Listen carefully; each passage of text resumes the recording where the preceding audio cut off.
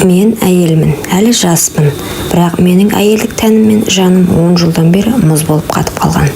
Төсек дегенді ұмыттым. Күйеуім үйге кеш келеді, үнсіз тамағын ішеді, телевизорға қарап жатады да сыртқа шығып кетеді. Ал мен бөлмеме жалғыз кіремін. Есікті жапқанда қабырғалардың салқыны маған тікелей тиеді. Жылу жоқ, құшақ жоқ, еркектің дәмін сезбеймін.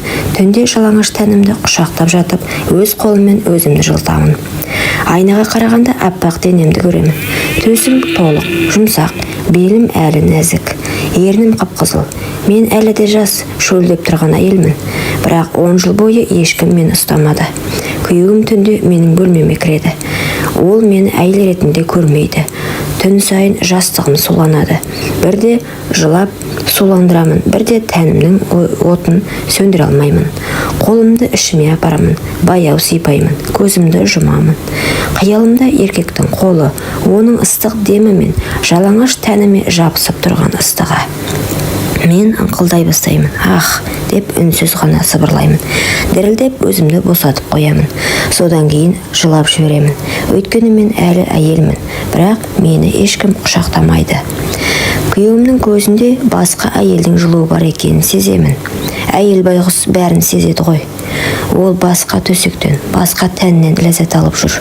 Ал мен 10 жылдан бері қатып қалған бөлмеде, қатып қалған төсекте өзімді өзім жұбатумен келемін. Ішімнен сыбырлаймын, мен тірімін, мен әлі әйелмін, бірақ мені ешкім сезбейді.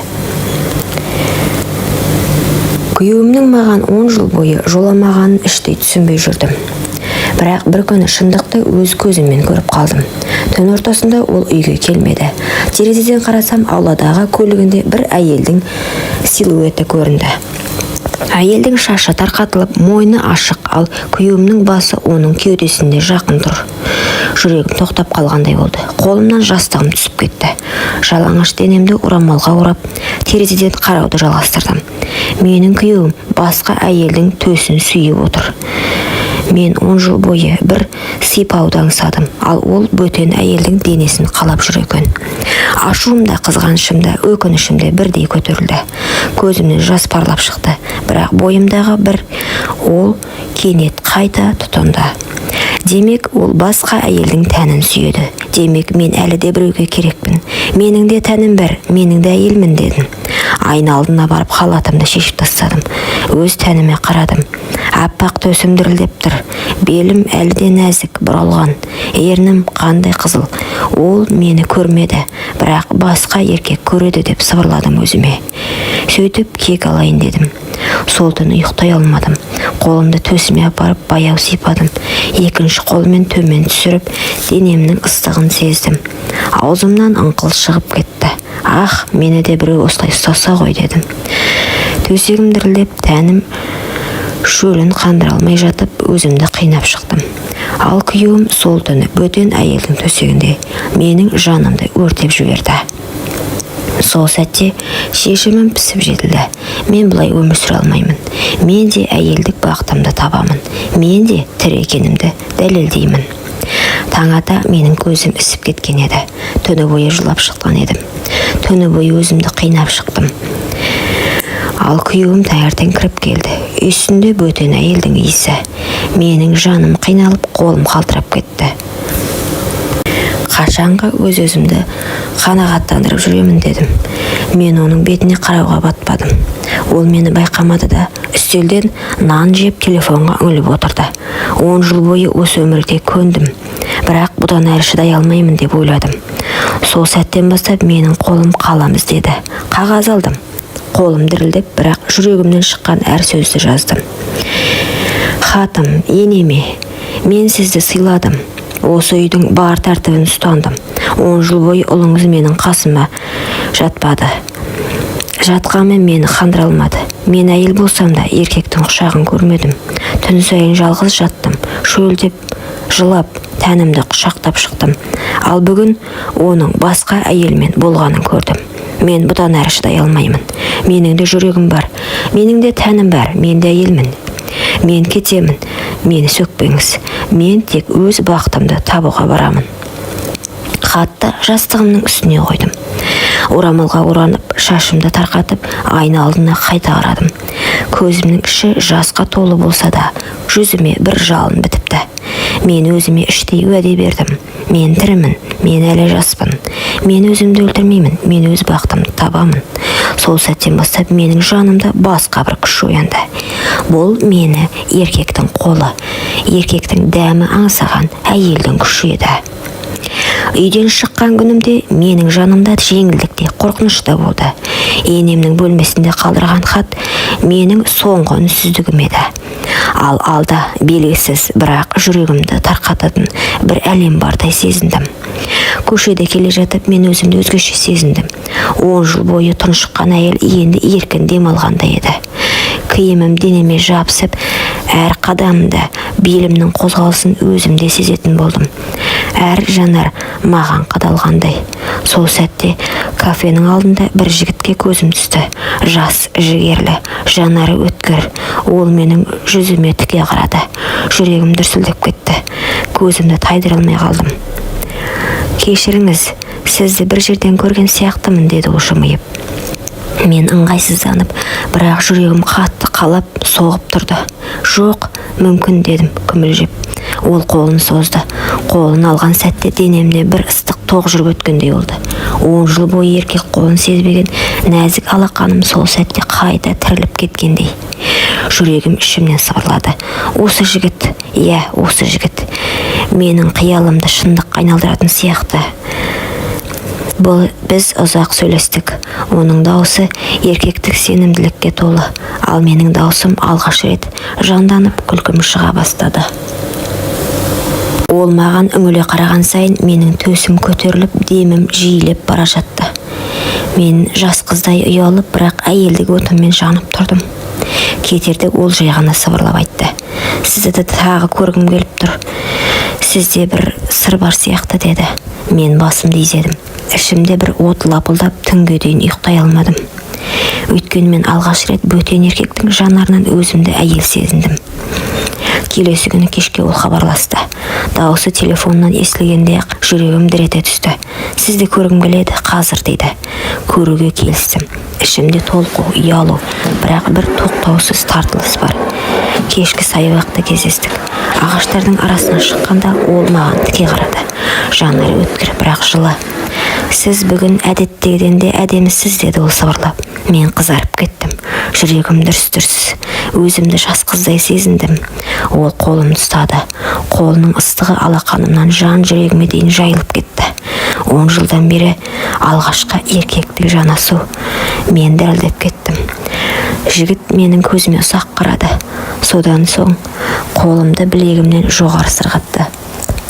Терге тиген әр жанасымды денемді тоғырғандай етті. Сіз мені түсінбейсіз. Мен, дедім сыбырлап, сөз таба алмай. Ол менің сөзімді бөлді. Мен бәрін сеземін. Сіздің жүрегіңізде от бар. Сіздің тәніңіз ұйықтап қалған. Мен соны оятқым келіп тұр, деді. Бұл сөздер менің тұла бойымды өртеп жіберді. Жүрегімнен ыстық ағып, төсім ауырлап, ернім дірілдеп бара жатты. Ол кенет мені құшағына тартып алды. Кеудеме басын тигізді. Оның жүрек дүрсілі құлағыма естіліп тұрды. Ал менің денем қысқарып ыңқылдай бастадым. Ол шашымнан сипап, құлағыма сыбырлады. Сіз осындай нәзіксіз, сізді қалаймын, деді. Сол сәтте оның ерні маңдайыма тиді. Сосын мойныма, сосын ернінің дәл жанына, кейін екі анарыма. Мен көзімді жұмдым. Жүрегімнен дауыс шықты. Мен енді тоқтай алмаймын. Ол маған еңкейіп ернінің жанына жақындады. Жүрегім кеудемнен шығып кетердей дүрсілдеп тұрды. Ал менің қолым дірілдеп, белімнен ұстап тұрған оның алақанын ажыратқым келмеді. 10 жылдан бері ешкімнің демін сезбеген менің ернім алғаш рет еркектің ерніне жақындап келе жатты. Сол сәт ол мені құшақтап ернімді басты. Жан дүнием жарылып кеткендей болды. Ерні ыстық, дымқыл, нәзік. Менің ішімде өшкен әйелдік от лап ете түсті. Ыңқылдап жібердім. Ол одан сайын қатты қысты. Тәніміз бір-біріне жабысып кетті. Менің төсім оның кеудесіне тіреліп, дірілдеп тұрды. Ол менің белімнен төмен сырғытып, артымнан ұстай бастады. Менің бүкіл денем еріп бара жатты. Қолым еріксіз оның мойнынан құшақтап, өзімді тарта бердім. Біздің сүйісіміз тоқтамады. Ұзақ, ыстық құмарлыққа толы. Менің тілегім еркімнен асып кетті. Жігіттің ерніне қарсы, ернім өздігінен ашылып, тілдеріміз түйісті. Сол сәтте менің денемнен ыстық діріл тарады. Ол ыңқылдап жіберді, менің атымды атады. Мен оның құшағында жанып тұрдым. Көзімді ашқанда оның жанары жалындап тұрды. Сізді қатты қалаймын деді. Мен ернімнен тістеп дірілдеп тұрдым. Өзімде сыбырладым. Мен де, сен мені тірілттің дедім. Жігіттің жанарында от бар. Мен 10 жыл бойы көрмеген, аңсаған әйелді жаңартаудай оятқан жігіт. Ол мені қолымнан ұстап бөлмеме алып кірді. Есікті жауып маған тіке қарады. Сол сәтте жүрегім дүрсілдеп қана қоймай, бүкіл денем дірілдеп тұрды. Сіз дайынсыз ба деді ол. Мен көзімді жұмып басымды изедім. Даусым дірілдеп шықты. Иә, мен сені қалаймын. Ол жақындап мені құшақтап сүйіп жіберді. Мен ыңқылдай бердім, тоқтама. Халатым баяу сырғып түсті. 10 жылдан бері жабулы тұрған тәнім алғаш рет еркек алдында ашылды. Мен ұялғаныммен оның жанарында құмарлық мені қаймықтырмады. Керісінше, әйелдігімді мақтанышпен сезіндім. Ол менің төсімді қолымен қысып, ернімен сипағанда бүкіл денем шымырлап, ыстық дірілден жарылардай болды. Сен мені тірілттің дедім сыбырлап, көзімнен жас ағып жатып. Ол мені төсегіме жатқызды. Қолдарыма, мойныма, кеудеме тоқтамай әр жерімді сүйді. Менің денем әр жанасуда құмарлықпен өртене түсті. Сол түні мен 10 жыл бойы аңсағанымды алдым. Мен қайтадан әйел болдым. Менің жанымда, тәнімде жанып, шөлін қандырып, рахатқа бөленді. Таң атқанда ғана біз бір-бірімізге құшақтасып құлап түстік. Мен оның кеудесіне басымды қойып сыбырлар. Жаңа өмірге қадам басқалы жүргенімді сыртта біреу бізді бақылап тұрғанын білдім. Ал ол менің 10 жыл бойы төсегін суытқан күйеуім еді. Соңғы күндері менің өзгергенімді байқапты. Жүзім нұрланып, көзім жайнап кеткен. Өзге әйелдің құшағында жүрсе де, ішкі түкпірінде бұл әйел тек менікі деген еркектік қызғаныш маза бермепті. Ақыры бір түні артымнан аңдып келді. Мен жігіттің құшағында жатқанмын. Төсек ыстығынан булып, тәнім мен жаным от болып жатқан шақ. Мен ыңқылдап, оның әр жанасуына еріп, әйелдігімді толық сезініп жатқанда, есік алдынан сықыр естілді. Көзім ілінбеген, бірақ ол бәрін көріп тұрды. Күйеуім. Ол көлеңке арасында тұрып, көзін алмай тістеніп қарады. Менің жайқайымды, жігітіңнің ыстық демін бәрін естіді. Мен бұрын ешқашан оған шықпаған даусымды, ешқашан оған ашылмаған әйелдік сырды бөтен еркектен көрді. Жүрегім шаншып кеткендей болды. Бұл менікі еді. Қалайша ол басқа біреудің құшағында? Мен оны жылдар бойы құшақтамадым, бірақ ол шынымен бақытты болып қалған ба? Оның көзінен жас шығып кетті. Ашу емес, қызғаныш емес, қайғы мен өкіну.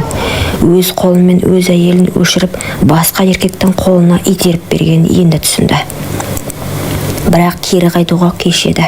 Өйткені дәл қазір ол мені бұрынғыдан да шынайы, ыстық, толыққанды әйел болып көрді. Ал бұл әйел оған енді қайтып тиесілі емес еді. Таңертең ол көз жасын сүртіп үйіне оралды. Жан дүниесі алай-дүлей. Жаңа әйелінің қасында жатса да, құлағына менің ыңқылым, көз алдында менің құштарлыққа толы бейнем келе берді. Бұл оны тірідей өртеген азап еді. Ал менше, мен жаңа өмірге қадам басып үлгердім. Күйеуім сол түні мені көргеннен кейін тыныштық таба алмады. Жаңа әйелінің жанында жатып та көзін жұмса да, менің басқа еркектің құшағында балқып жатқанымды естігендей болды. Бұрынғыдай өзін еркек сезіндіретін ештеңе қалмады. Жаңа әйелінің күлкісі де құшағы да енді жанын жылытпады. Қайта әр жанасу оған менің жоқтығымды еске алып, жүрегін қан жылытты. Ол өзін-өзі жегідей жей бастады. Неге мен 10 жыл бойы әйелімді құшақтамадым? Неге мен оны жатын бөлмеден қуып бөтен етіп қойдым? Ол мені күтіп еді ғой, бірақ мен басқаға кеттім. Енді ол басқа еркектікі. Осы ойлар күйеуімді күндіз-түні тынышсыз етті. Ол қызғаныш пен өкінудің ортасында тұншығып жатты.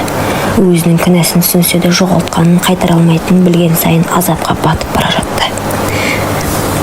Мені тек төсекте ғана емес, күнделікті өмірде нәзік әйелдей сыйлады. Ол әр күнімді мәнді, әр түнімді ыстық етті. Оның жанында мен өзімді тірі, қалаулы, сүйікті сезіндім. Әр түн біз үшін жан мен тәннің тоғысқан мерекесі. Әр таң біз үшін жаңа бақыттың бастауы. Мен алғаш рет әйел деген сөздің шынайы мағынасын түсіндім. Жүрегім тыныштық тапты. Мен өзімді ешқашан кінәлі сезінбедім. Себебі мен бақытты болуға лайық адаммын. Ал күйеуім ше, ол күннен күнге шөгіп бара жатыр. Жаңа әйелінің қасында жүрсе де көзінде қуаныш қалмады. Менің бейнемнен, менің жан айқайымнан құтыла алмай бір сәт тыныштық таппады. Бірі отқа өртеніп қайта туған әйел, бірі өз қолымен бәрін жоғалтып жалғыз қалған еркек. Бұл тағдырдың әділеті еді. Ол менікі еді. Ол қалайша басқаға кетті. Егер ол менікі болмаса, ешкімге де бақыт сыйламау керек. Түнде біздің есігіміздің алдымызға келді. Қолында бөтелке, жанарында қайғы. Терезеден ішке үңіліп мені жас жігіттің құшағында бақытты күйде көрді. Оның жүрегі шыдамады. Бөтелкені сығып тұрып қабырғаға лақты. Дауыс шыққанда бір екеуміз селкетіп терезеге қарадық. Қараңғыда күйеуім тұр еді. Көзі қанталып кеткен. Сен менікі едің деді. Дауысы дірілдеп шықты. 10 жыл күткен әйел. Сен қалайша? Жас жігіт орнынан атып тұрды. Ал мен тұрып байсалды түрде күйеуіме қарадым. Жоқ, мен сенікі емеспін. Мен әйелмін. Менің жаным, тәнім, жүрегім бар. Сен 10 жыл бойы соны өлтірдің. Ал ол мені қайта тірілтті. Бұл сөздер оны күйретіп жіберді. Күйеуім жерге тізерлеп отырып басын ұстап айғайлап жіберді. Мен сені жоғалттым. Көзінен жас ақты. Ол басын көтерді де қолын жүрегіне қойып, мен енді сенсіз өмір сүре алмаймын деді. Сол сәтте ол жанышы орнынан тұрып есіктен қашып шықты. Бірақ артына қайтып қарамады. Біздің көз алдымызда қараңғыға сіңіп кетті. Арақпен баспақшы болыпты, бірақ сол қызғаныш пен өкініш оның төбіне жеткен екен. Ал мен ше, мен жас жігіттің құшағында өмірімді жалғастырдым. Мен әйел болып қайта тудым. Біз үйлендік. Мен өз бақытымды таптым, ал ол қызғаныштың құрбаны болды. Құрметті оқырман, өмірден алынған шынайы оқиғаларды тыңдағыңыз келсе, менің арнама тіркеліп лайк, комментарий жазып қолдап кетіңіздер. Келесі кездескенше.